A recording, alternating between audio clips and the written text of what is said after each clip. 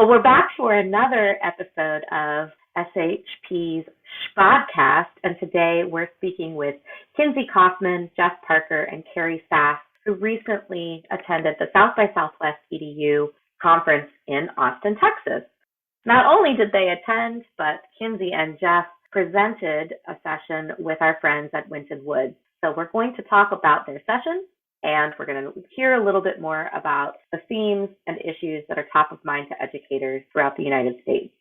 Kinsey, we're going to start with you and just quickly ask what questions and issues were top of mind within the presentation. What happens when you eliminate the cafeteria that your team gave with the Winton Woods? What did you hear from the audience?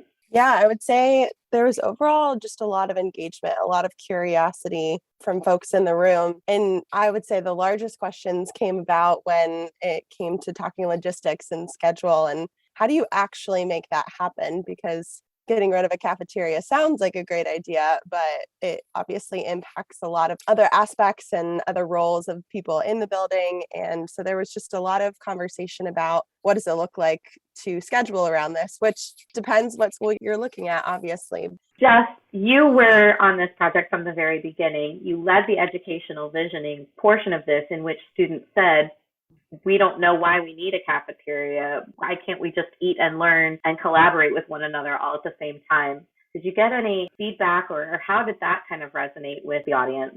Well, I think the audience really appreciated the opportunity to use that square footage, that space, more than an hour and a half of the day.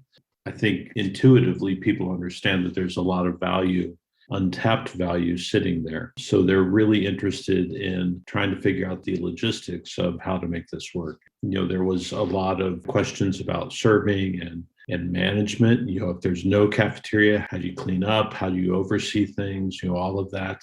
Generally, there was just a lot of curiosity about it. Our conversation, we kind of teed it up with the cafeteria, but it quickly expanded to the other areas. So, what happens when a teacher doesn't have his or her own classroom every day of the week? What happens when teachers share space in a co-work area where they are able to collaborate? How do we do that? What does that look like? So I think there was a lot of curiosity. I know Winton Woods did a lot of things, is still working them out, honestly. But they're doing a lot of things to really make these spaces work, not just for the sake of making the spaces work, but the spaces need to work in order to better support the education. It's all driven by what is important to teaching and learning. The spaces were designed to support that, and now we have to figure out how we do life in these new spaces. I'd like to echo what Kinsey and Jeff were talking about in regards to change management. I think for everyone, no matter what age you are, change is hard. And having steps in place to make sure that this change occurs and not giving up on what your vision was is really important. It happens in every market sector. When the physical environment changes from an operational perspective, and it occurs how individuals learn and how they work and teach and live. For example, where you think about change management from a workplace perspective right now, we are employing a new way of working. Perhaps it's in a hybrid environment with touchdown spaces, more collaboration spaces within the office. And I really think the key to successful change management and successful change, no matter what market sector you're in, it's communication, communication, communication. Early and often, and making sure that everyone's on board, getting everyone on the same page from the start is really key. Jeff, as you think about the sessions you attended during South by Southwest EDU, what 2 or 3 takeaways really resonated most? What issues seemed most prevalent on educators' minds? In my mind, the most pertinent idea was the opportunity to reset learning. As we go back to school, as we return from this pandemic, we don't necessarily have to go back and do things the way we did them before. We had to create a lot of different ways of doing things. So we rolled with it and we worked it out. And some of those were really challenging, but some of those created real benefit that we didn't foresee. So in my mind, the opportunity to take advantage of this as a time to go back, do things differently, having learned that we don't have to do them that way just because we do them that way. If it's better, we can do it better. I think in my mind, that was probably one of the primary things. The other thing that I kind of left with was, a few years ago, the buzzword was the 4Cs: creativity, communication, collaboration, and critical thinking. And I heard a presentation about Mr. Rogers' Blueprints for Learning. It was really interesting. And these two gentlemen had written a book, and they highlighted, kind of what Mr. Rogers taught us all along. And those 4Cs are still relevant. They were relevant when I was watching Mr. Rogers as a child. They're still relevant today, just because they may have fallen out of fashion or we might have wrapped other words around them. They are still, in my mind, very important to teaching and learning. That was a fun one. For me, I think the single biggest takeaway has been the realization that education is evolving towards and has continued to evolve, and in the future will evolve more towards individualized learning. The students of today and in the future, they want a voice. They want to be heard. They're not afraid of agency or responsibility when it comes to their education, and they're not afraid to speak up about it. The work environment around us is changing at such a fast pace, and educators they truly have that challenging job of keeping pace with this change from a perspective of not only what is taught and how it's taught, but in the environment in which it's taught. And us as architects, interior designers, and engineers, it's truly our job to work with these educators to ensure that the physical environment not only supports this new way of teaching and learning, but enhances it. We also need to keep in mind, obviously, the flexibility, because that's going to change and evolve in the future. And you certainly don't want to build a building that's going to be outdated in 5 or 10 years as things continue to evolve and change. I think a lot of this is super exciting. And even me being a marketing professional, I'm going to these sessions thinking about, wow, what can we do different? How can we help change or adapt to how kids are learning differently and how they want that individualized learning and how they want to be taught, whether it's remote or online learning or in the classroom or outdoors. It really, truly secures the fact in my mind that SHP does things differently. We think about how education is delivered, and we really form our buildings around that to make sure that it's truly a space that will work for the district and work for the kids and really give them the environment to thrive and set them up for success in the future. I think in what Cari and what you were talking about, a specific session comes to mind that I attended, and it was a workshop session, and it was all about community classrooms. And they asked a question at the beginning and had people cheer if they fell under one of the categories, but it was, are you an educator? Are you a student?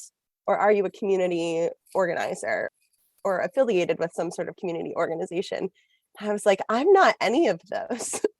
And yet I felt like the session gave me just as much value as it would any of those people.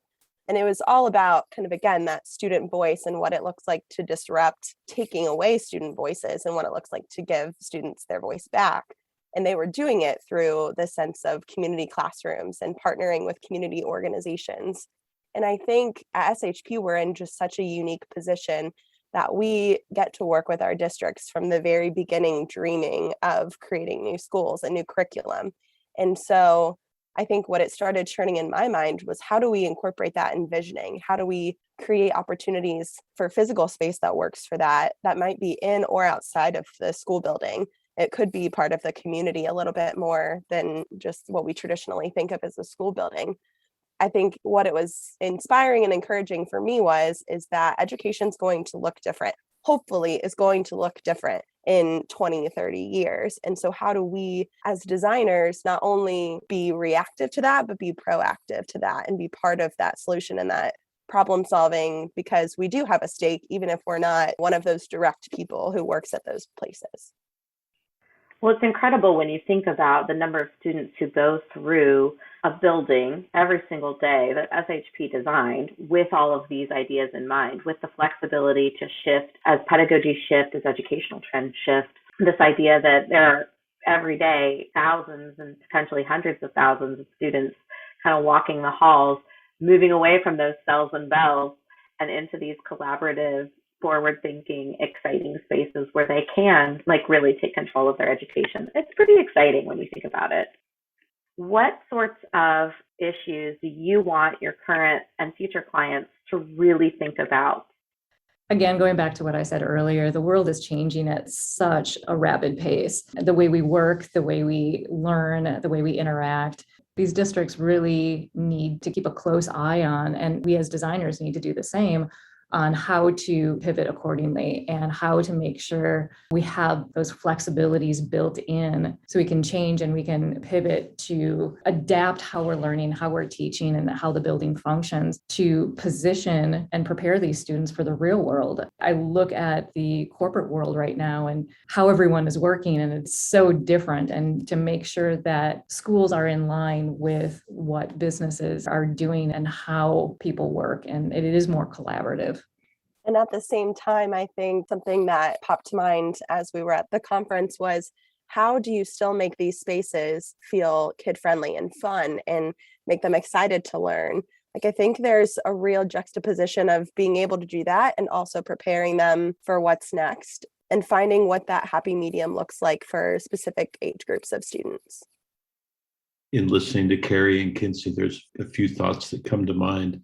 Workplace is learning to do things differently, and much of that is driven by voice, the employee's voice, and what they experienced during the pandemic and what they want the work to be when they go back. And I know at SHP, there's been a lot of conversation of, what does that look like? Just as employees, voice is important. Student voice is important too. And kids know that. I think they sense that at a kindergarten, preschool level, but we kind of train that out of them. We teach them that their perspective really doesn't matter to us. And we teach them that because of how we treat them, because of the environments we put them in. But when we invite their input, they're really going to lead us into things we didn't even contemplate. Winton Woods, as an example, we did visioning with Winton Woods, I believe it's 4 years ago now, maybe 5 years ago now. Since then, we have been doing visioning with students, with many of our clients, and they always bring a level of honesty and candor and insight that, frankly, we didn't anticipate, and certainly their districts did not expect. They have brought a richness to our work that I don't think we foresaw. It's something that we kind of stumbled onto and are grateful for it. We've learned a lot from them. Well, Jeff, that's a great positive note for us to end on. This has been our special South by Southwest EDU recap edition of the SHPodcast. Thank you so much to Kinsey Kaufman, Jeff Parker, and Cari Sass. We'll see you next time.